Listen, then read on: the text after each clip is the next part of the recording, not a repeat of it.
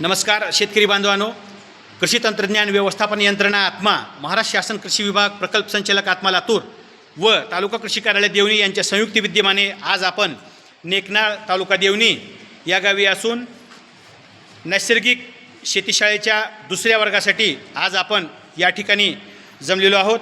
नैसर्गिक शेतीशाळेच्या लाभार्थी 25 महिला शेतकरी, त्यासोबत गावातील प्रगतिशील महिला शेतकरी या ठिकाणी उपस्थित आहेत।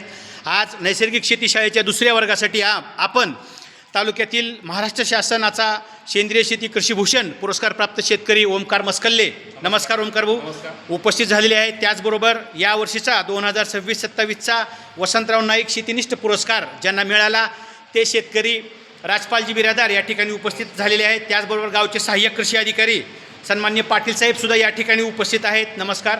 सहाय्यक तंत्रज्ञान व्यवस्थापक श्रीमती श्रीनम मॅडम सुद्धा या ठिकाणी उपस्थित आहेत।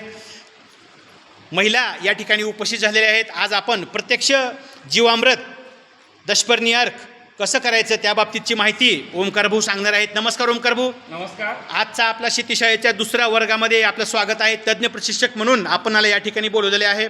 दशपर्णी अर्क जीवामृत हे थोडक्यात कशा आपण या ठिकाणी सांगितलेले आहेत, महिला करून घ्यायचं आहे, त्याचा काय फायदा आहे, काय त्याचं तोटे आहेत, काही आहे त्याच्यामध्ये? ज्यामध्ये दशपर्णी अर्क केल्यानंतर आपल्याला जे काही सोयाबीन असेल, इतर कोणतंही पीक असेल, त्यासाठी आपल्याला वनस्पतीजन्य कीटकनाशक नैसर्गिक शेतीशाळेमध्ये आपल्याला याचं फायदेशीर आहे। जेणेकरून जे काही अळीवर्गीय कीटक असतील किंवा रस शोषणाऱ्या किडे असतील त्यांचं नियंत्रण करण्यासाठी आपल्याला हे दशपर्णी अर्क बनवायचं आहे। त्यासाठी आज आपण इथं प्रात्यक्षिक करून घेणार आहोत। आपल्या गटाच्या अध्यक्षा इथं आलेले, त्यांच्याकडून आपण आज प्रात्यक्षिक करून घेऊया। तर ताई, तुम्ही या प्रात्यक्षिकाचं थोडक्यात प्रात्यक्षिक करून दाखवावं। सर्वांना माझा नमस्ते। नमस्कार मॅडम। नमस्कार। आज आपण नैसर्गिक शेतीशाळेच्या दुसऱ्या वर्गासाठी नेकनाळ या ठिकाणी जमलेलो आहोत। कृपया तुमचं नाव, गटाचं नाव सांगा। माझे नाव कविता सुरेश भालके, राहणार नेकनाळ, तालुका देवणी, जिल्हा लातूर। मी आज दशपर्णी अर्क आणि जीवामृत बनवणार आहे। तुमचा मोबाईल नंबर पण सांगा। माझा मोबाईल नंबर 99 70 64 59 94। माझ्या गटाचे नाव महात्मा बसवेश्वर नैसर्गिक गट आहे।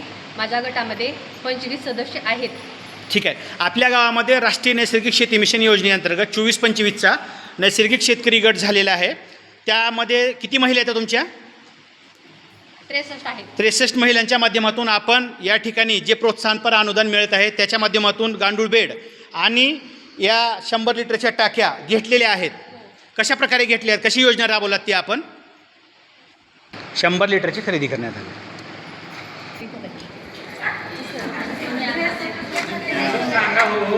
हो म्हणायचं, 63 म्हणायचं, हो म्हणा। हां, किती ड्रम दिलेत? ड्रम प्रत्यक्षात किती ड्रम वाटप झाले? 125 म्हणजे एका महिलेला 2 ड्रम। अच्छा, अशा रीतीने तुम्ही वाटप केलात। आणि गांडूळ बेडचं कसं नियोजन केलात?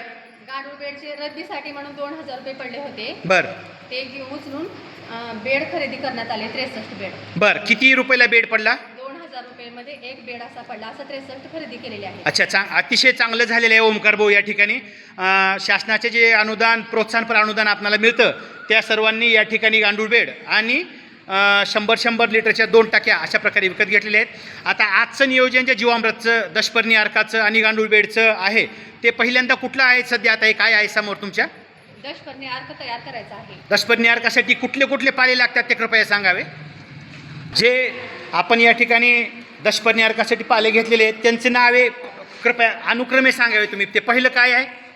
लिंबाचा पाला 2.5 किलो, हां, मिरगुडीचा पाला 1 किलो, हां, पपईचा पाला 1 किलो, हा. कनेरीचा पाला 1 किलो, हा. सीताफळाचा पाला 1 किलो, हा. करंजीचा पाला 1 किलो,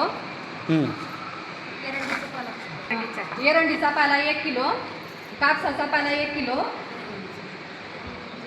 गुळवेलाचा पाला 1 किलो आणि 2.5 लिटर गोमूत्र, 2.5 लिटर शेण, अच्छा, हां, 5 लिटर पाणी घालून हा. दशपर्णी अर्क तयार करत आहोत। हे किती लिटरचं ड्रम आहे?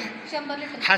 हे सर्व दशपर्णी अर्काचा पाला या ठिकाणी टाकल्याच्या नंतर मग ते आपण प्रक्रिया करणार, कशा प्रकारे ते जतन करणार आहेत, कशा प्रकारचे ते दशपर्णी अर्क तयार होणार आहे? ह्या ड्रमला सावलीमध्ये ठेवायचे आणि सकाळ, दुपार, संध्याकाळ 3 वेळेस ह्याच्याने ढवळावे। घड्याळाच्या दिशेने उलट आणि सुलट दिशेने ढवळायचे।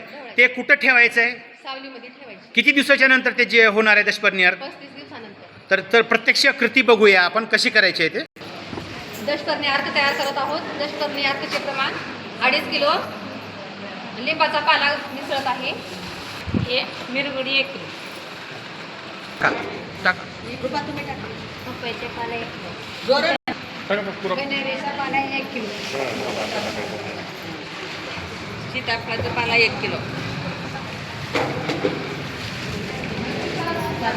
काठी काढा म्हणलो होतो मी बरं का.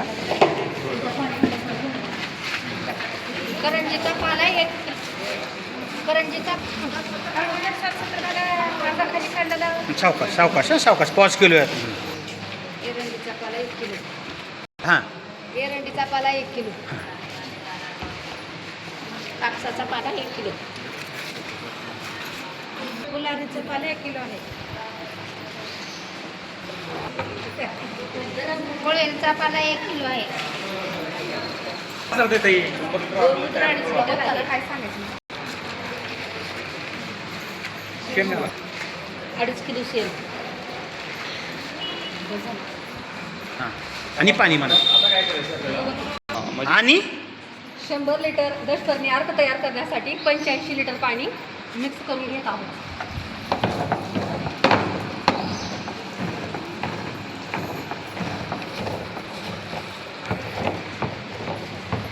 हां अशा प्रकारे आपण हे दशपर्णी अर्क 30 ते 35 दिवस आपल्याला सावलीत ठेवल्यानंतर चांगल्या गुणवत्तेचं दशपर्णी अर्क तयार होणार आहे.